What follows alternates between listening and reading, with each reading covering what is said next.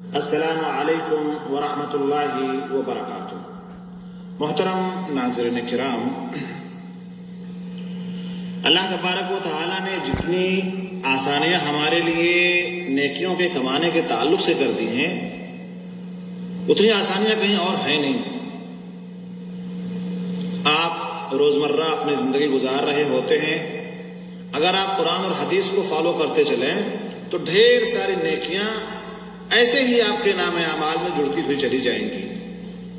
آج میں آپ کے سامنے ایک حدیث رکھوں گا اور ایک قرآن مجید کی آیت سورہ النساء آیت نمبر 86، اس کے اندر اللہ تبارک و تعالیٰ نے ارشاد فرمایا کہ وَإِذَا حُيِّيتُم بِتَحِيَّةٍ فَحَيُّوا بِأَحْسَنَ مِنْهَا أَوْ رُدُّوهَا إِنَّ اللَّهَ كَانَ عَلَى كُلِّ شَيْءٍ حَسِيبًا۔ اور ایک حدیث ہے جو حدیث مسند احمد کے اندر موجود ہے، سنن دارمی کے اندر موجود ہے، سنن ترمذی کے اندر موجود ہے اور سنن ابی داؤد کے اندر موجود ہے۔ حدیث بہت عظیم ہے اور اس میں آپ کو نیکی کمانے کا آسان سا طریقہ بتلایا گیا ہے۔ ہم جب کہیں کسی سے ملتے ہیں تو ہمارا ایک شعار ہے، ہماری ایک پہچان ہے سلام کرنا۔ ہم جب ایک دوسرے سے ملتے ہیں تو اسے سلام کرتے ہیں اور اسے سلامتی کی دعائیں دیتے ہیں۔ میرے بھائی اور دوستو، حدیث کے راوی عمران بن حسین ہے، وہ کہتے ہیں کہ جاء رجل الى النبی صلی اللہ علیہ وسلم فقال السلام علیکم فرد علیہ السلام ثم جلس فقال النبی صلی اللہ علیہ وسلم عشرا ثم جاء آخر فقال السلام علیکم ورحمۃ اللہ فرد علیہ فجلس فقال 20 ثم جاء آخر فقال السلام علیکم ورحمۃ اللہ وبرکاتہ فرد علیہ فجلس فقال 30۔ ایک شخص اللہ کے رسول صلی اللہ علیہ وسلم کے پاس آیا اور اس نے کہا کہ السلام علیکم، تو آپ نے اس کے سلام کا جواب دیا۔ پھر وہ شخص بیٹھ گیا تو آپ نے کہا کہ 10۔ ایک دوسرا شخص آیا اور اس نے السلام علیکم ورحمۃ اللہ کہا، پھر آپ نے اس کا جواب دیا۔ جب وہ بیٹھ گیا تو آپ نے کہا 20۔ پھر ایک شخص آیا اور اس نے کہا کہ السلام علیکم ورحمۃ اللہ وبرکاتہ، آپ نے اس کے سلام کا جواب دیا۔ جب وہ بیٹھ گیا تو آپ نے کہا کہ 30۔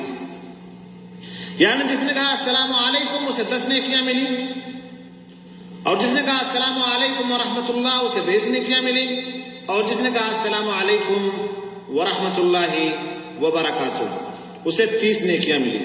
علامہ البانی رحمہ اللہ نے اس حدیث کو صحیح کہا ہے۔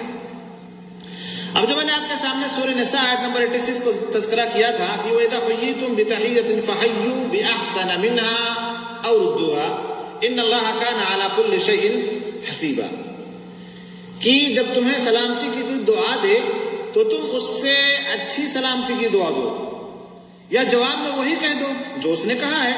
بے شک اللہ ہمیشہ سے ہر چیز کا پورا حساب کرنے والا ہے۔ میرے بھائیوں اور دوستو، اس آیت کی تفسیر میں یہ بات بتلائی گئی ہے کہ بہتر جواب دینے کی تفسیر کیا ہے حدیث میں۔ کچھ اس طریقے سے ہے کہ اگر کوئی شخص آئے اور آپ سے کہا السلام علیکم، تو اس کے جواب میں آپ ورحمۃ اللہ کا اضافہ کر دو۔ کوئی السلام علیکم کہے آپ سے تو آپ کو وعلیکم السلام ورحمۃ اللہ۔ اگر کوئی شخص آ کر کے آپ سے کہا السلام علیکم ورحمۃ اللہ، تو جواب میں آپ کہہ دو وعلیکم السلام ورحمۃ اللہ وبرکاتہ، یعنی اضافہ تھوڑا سا کر دو۔ اور اگر آپ اضافہ نہیں کر سکتے ہیں تو کم سے کم جتنا اس بندے نے کہا السلام علیکم اتنا تو کہہ دیجئے۔ بعض لوگ اتنا بھی نہیں کہتے، بعض لوگ اتنا بھی کہنا گوارا نہیں کرتے ہیں۔ آپ کو پتا ہے کہ جو شخص سلام کر رہا ہے، سلام کرنا سنت ہے لیکن سلام کا جواب دینا واجب ہے۔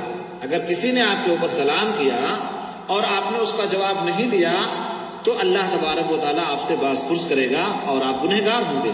لیکن ایک بات اور میں بتلاتا چلوں، کچھ لوگ ورحمۃ اللہ السلام علیکم وعلیکم السلام ورحمۃ اللہ وبرکاتہ کے علاوہ بھی جوڑتے چلے جاتے ہیں، ورضوانہ ومغفرتہ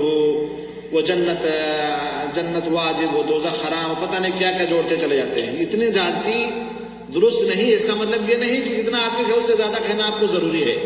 ہاں، جتنا اگر کوئی شخص ہے آ کر کے کہہ رہا اتنا جواب دینا تو فرض ہے، اس سے زیادہ جس کو ہمیں حدیث میں سکھلایا گیا اتنا کیا ہے مستحب ہے.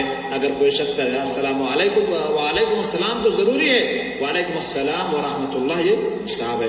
اللہ تعالیٰ سے دعا ہے کہ اللہ تبارک و تعالیٰ ہمیں ہمیشہ حدیث پر اور قرآن پر عمل کرنے والا بنائے اور ہماری نیکیوں کو قبول فرمائے, ہمارے اندر اخلاص عطا فرمائے. وصلی اللہ علی نبینا محمد وعلی آلہ وصحبہ وسلم. والسلام علیکم ورحمۃ اللہ وبرکاتہ.